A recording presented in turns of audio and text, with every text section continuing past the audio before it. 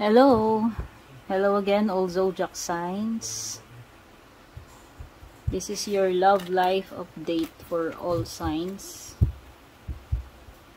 Maraming salamat po sa support nyo, sa mga lagi nanonood, mga nag-a-avail ng personal reading. Shoutout sa ating mga YouTube channel members, Facebook subscribers, sa ating mga top engagers, top fans. Yan. Start tayo kay Aries. Regarding personal reading services, guys, mag-PM kayo sa aking Facebook page. Aries, simula na tayo. Ang love life update mo ngayon. Meron kang concern kay Libra. Ayan. Baka Libra yung person mo. So, pwedeng may awayan ngayong araw na to or meron kang shocking discovery. Disappointing itong araw na ito. Pwedeng iba may away, may break up, no, concerns a Libra. Okay, so may mga masasakit na desisyon o resulta ng decision or action dito, yung araw na ito. So, maaaring iba, this is an unfair para sa inyo. Okay? Taurus. May love life update mo, Taurus. Anong dapat mong malaman ngayon sa love life mo?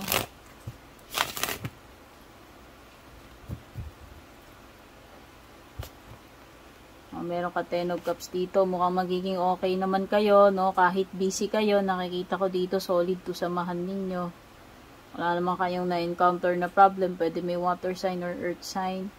Siguro busy lang talaga, no? Busy lang. Kung kinakapos man kayo ng, ng oras sa isa't isa, yun naman para sa family ninyo. Or dahil sa trabaho, wala naman siguro itong ginagawang kabalbalan sa'yo, no? Yun lang, nakikita ko dito na happy naman. Magiging okay din yan. Siguro, busy lang talaga. Kaya siguro hindi nagpaparamdam or kulang sa sa date. Gemini. O, tingnan mo na yung love life update mo. May mga dapat mong malaman, Gemini, pagdating sa iyong love life.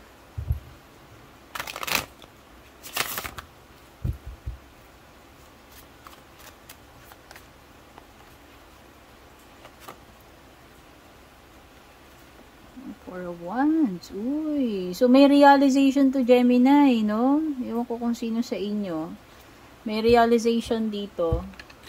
No? Magbabalik loob sa'yo tong person na to. Kung nagkahiwalay man kayo, magjowa man kayo, mag-asawa, nakikita ko dito na uuwi siya uli sa inyo.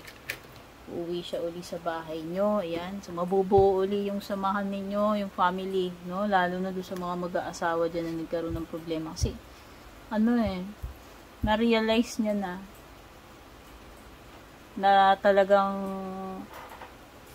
ikaw ang dapat niyang piliin or yung family niyo yung mas matimbang. Yung samahan ninyo yung mas matimbang, no? Cancer. Hello, Cancer. Welcome dito sa iyong gabay. Pagdating sa pag-ibig, love life update. Yung update ngayon sa love life mo, Cancer.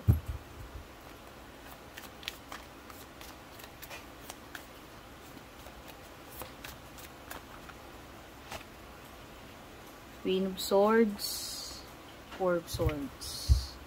Okay, malakas ang energy ng air signs, no? It could be a Gemini, Libra, or Aquarius. So, nakapag-decide ka na, Cancer, siguro tama na. Sobra na, pagod ka na. Enough na. Okay? So, nakita ko na diniretsa mo na tong person na to. Finally, nagkaroon ka na ng guts, nagkaroon ka na ng balls, lakas ng loob na diretsahin itong person na to. Kasi, too much na talaga. And, hindi mo na kaya. Pagod ka na. Okay? It's about time na, pagbigyan mo naman yung sarili mo, isipin mo yung kapakanan mo. Time out na muna. Okay? Pwedeng iba, pwedeng naman to. Parang kailangan nyo lang ng time na apart sa isa't isa. Siguro pwedeng cool off, no? Para lang Kasi parang kailangan mong pag-isipan eh, no? So, may mga kailangan ka i-consider dito, pag-isipan, pagmuni-munihan. This is a time of reflection and pahinga, break from each other. Leo, this is your love life update. Ano bang balita ngayon, chika ngayon, pagdating sa sa person mo, sa love life mo.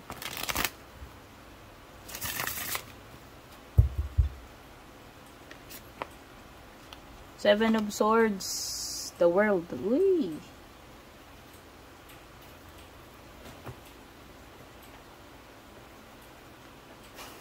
So, nakikita ko, tapos na ang maliligayang araw nitong person mo sa panloloko niya sa'yo. Hindi ko alam kung ano yung ibig sabihin yan, kung anong binabalak mong gawin. Pero, ang maliwanag lang dito, graduate na yan. Pwedeng dati maloko, no, dati pasaway, pero siguro ngayon nagbabagong buhay na siya. Maniwala ka man hindi, siguro itong person na to, ito ay better version nung dating person mo. Ibig sabihin, nagbago na siya. Okay, ayan meron na something na nag-end dito para sa kanya, tapos na yun, nakaraan na yun, and ngayon is binabago niya na yung sarili niya. Virgo. Ay, ano ba yan? Sorry, lumipad. Virgo, ito yung iyong love life update. Kunin natin to Virgo tumalsik. The start. May Aquarius energy or Gemini, Libra, Aquarius. O, yan.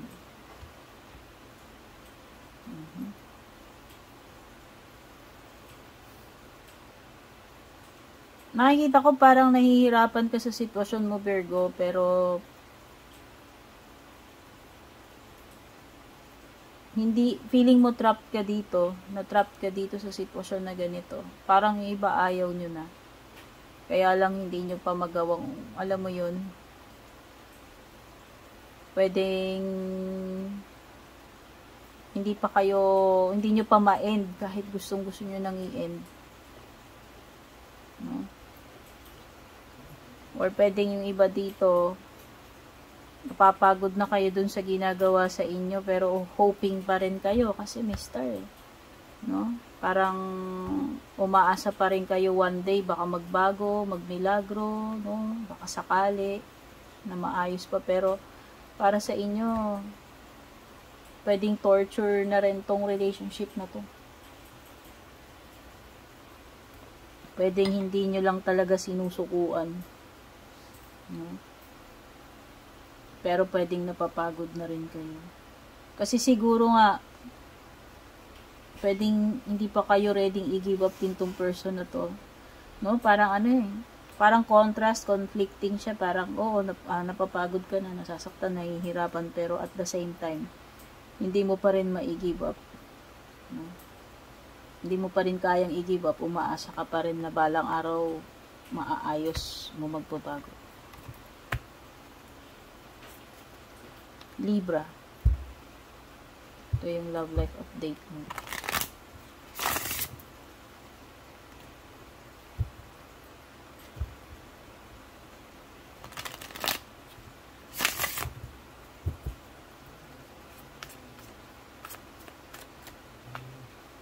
Panoorin nyo na lang guys yung intro video para sa ibang information, lalo na sa mga gusto mag-avail ng personal readings. 5 of Wands, 9 of Cups.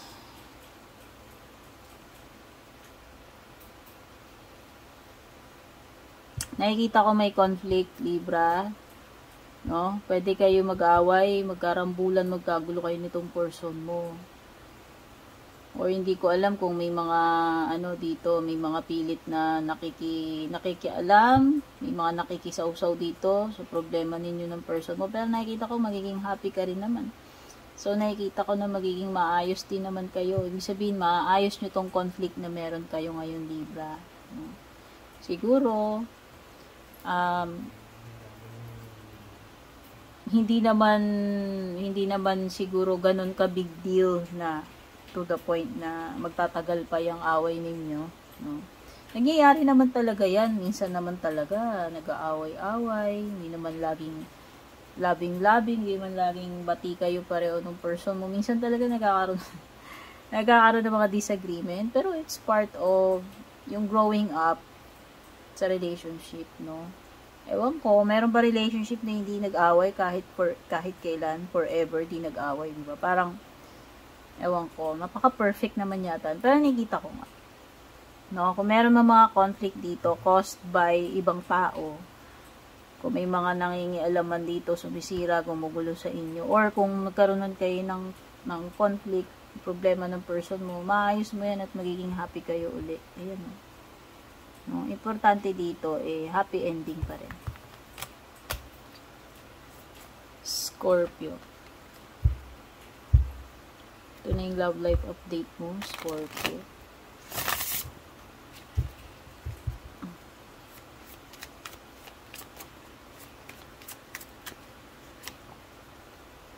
Five of Swords.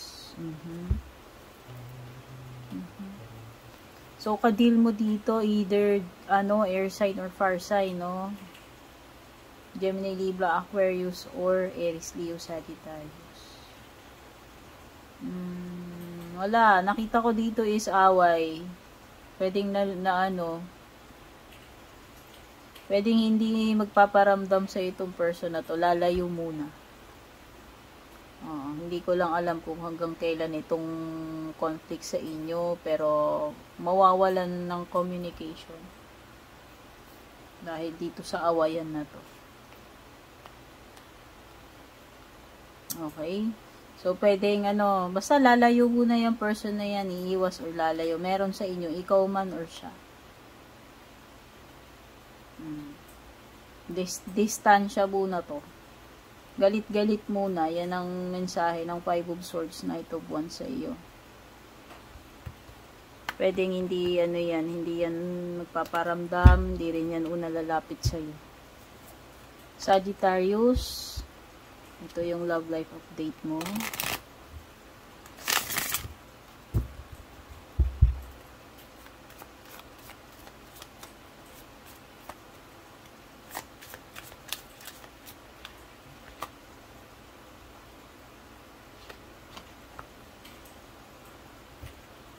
Wow, ganda. So, nakikita ko dito may mga may mga masasayang accomplishments kayo as a couple, as a family. Okay? Lalo na dun sa mga may anak na, nakikita ko merong mga magagandang bagay, may mga blessings po parating sa inyo. Very happy, kompleto, kontento ka dito, Sagittarius, sa cards mo.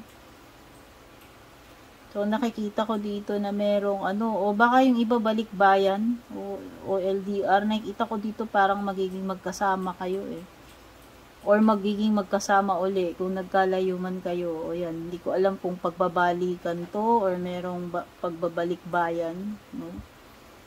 Yung tipong magiging buo uli kayo as a family or as magjowa. This is fulfillment and happiness. So, nakikita ko na masaya kayo ngayon dito sa inyong relationship, dito sa inyong family. Merong matutupad dito. Ito yung yung kahilingan mo, Sagittarius. 2 cards to. Ang nakikita ko na magbibigay sa iyo ng happiness, no, relating dito sa person mo sa love life mo. Capricorn, ito yung love life update mo.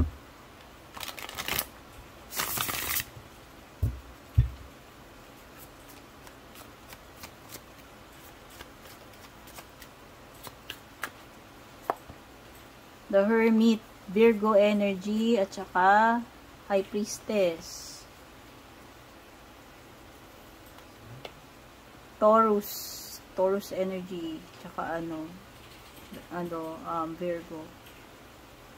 Oh. So, pwedeng single ka ngayon, Capricorn. Yan. Baka yung iba dito single. Or, kung yung iba na mga taken dito, ang nakikita ko dito ay mukhang merong secret, no? At yung isa dito sa inyo, inaalam niya, ano ba talaga yung totoo, dear? Okay? Sino ba tinatanong ko dito? Ikaw, Capricorn, o yung person mo? No? Ano ba to talaga totoo? Yun. Hindi. Hindi to, hindi niya sasabihin. Hindi sa ngayon, Capricorn, whether ikaw man yan o yung person mo, hindi ito magtatapat, hindi ito aamin, or kung ano mang term yan. Kung may dapat bang aminin, pero parang meron siyang kinikip. Okay, pwedeng yung iba, instead na sabihin nyo nararamdaman, paiwas. Palayo. Okay, parang may nakikita ko dito, lumayo yung loob. Oo. Hindi ko alam kung nagkakalamigan dito, lumayo yung loob mo sa kanya, or lumayo yung loob niya sa'yo.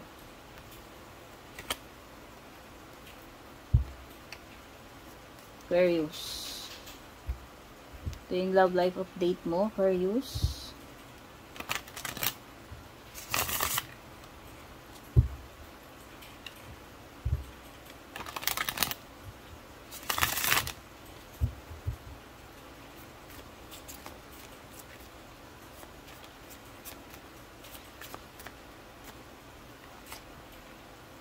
Two of Swords, Libra energy.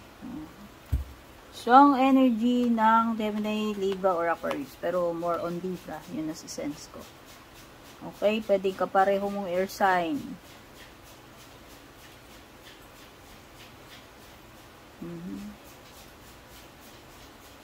So, finally, matatapos na yung confusion dito, Aquarius. No? Nakikita ko rito na magkakaroon na ng closure yung connection mo with this person. No, kung una nako-confuse ka, hindi ka makamove forward, hindi ka makagawa ng decision, nakikita ko with the Six of Swords, mas malinaw na sa'yo ngayon. And alam mo na, nakapag-decide ka na you should already move on. No, this is moving on. Okay? At kung ano man yung patutunguhan mo, Aquarius, nakikita ko na magiging mas happy ka doon. Mas magkakaroon ka ng peace of mind. So, finally, maaalis ka na dito sa, sa period of pagiging stuck or confused, and you are eventually transitioning sa better days ng love life mo, whether single or kung makakahanap ka man in the future ng panibagong partner or person. Nakikita ko na mas better yung magiging yung magiging kalagayan mo once na tumalikod ka na talaga dito. Yun na nga nakikita ko you are moving on nagta-transition ka na. No? And finally, sa pinakadulo si Pisces. Ito yung love life update mo, Pisces. Ano ba yung kaganapan dapat mong malaman ngayon pagdating sa person mo or sa love life mo. Don't forget to like, share, follow, subscribe. Personal reading, mag-PM kayo sa aking FB page.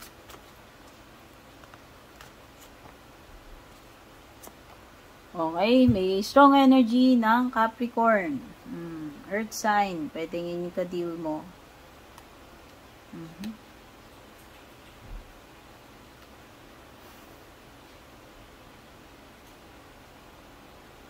So, Pisces, sa nakikita ko, mukhang hindi naman, ano ba tawag dito? Hindi nakarapat dapat pang mag-aksaya ng panahon mo sa connection na to. Sa tingin ko kung ano man itong mga sacrifices na ginagawa mo, mukhang wala rin pupuntahan tong mabuti. So, ayan, yung pagkakatali mo dito sa relationship na to, itong attachment mo will only lead to trouble, kapahamakan, or kung ano man na hindi maganda yung magiging outcome. Nakikita ko na hindi worth yung mga ginagawa mo for this relationship. No? This is a toxic person or a toxic relationship. lalo ka lang masasadlak dito, Pisces. So, if I were you, do yourself a favor na ialis mo yung sarili mo sa ganitong toxic na attachment or dito sa toxic na relationship or person na ito. Kasi yun nga, 'di ba, sabi ko nga, wala kang mapapalayan. Kung naghihintay ka, kung meron kang hinihintay dito, hindi darating yung paghihintay na yun. Ikaw ang magbibigay ng ultimatum doon. Ikaw dapat ang magbigay ng timing. Nasa sayo, Pisces, kung kailan mo i-end. Pero kung sasabihin mo, ikaw yung maghihintay, wala. Ang dito, eternity, maghihintay ka lang dyan forever. Lalo ka lang masasadlak. Okay, Pisces? Ayan. Maraming salamat, all signs, for being here. Sa mga hindi pa po nakasubaybay, please don't forget to like, share, follow, subscribe. Mag-PM lang kayo sa aking official Facebook page kung balak nyo mag-inquire, mag-avail ng reading services. Take care, God bless, and babush.